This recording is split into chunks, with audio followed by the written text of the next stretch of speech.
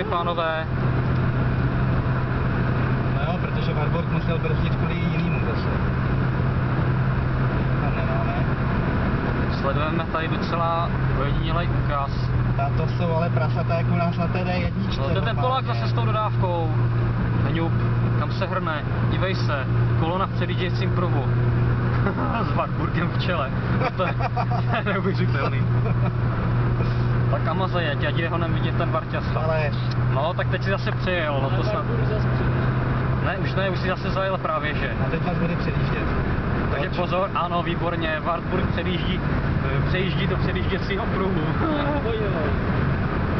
Já ho snímám, já ho nahrávám, natáčím.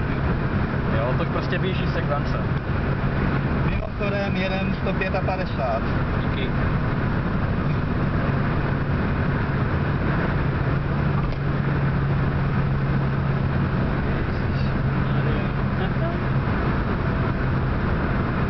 Přijede si ještě do toho dalšího?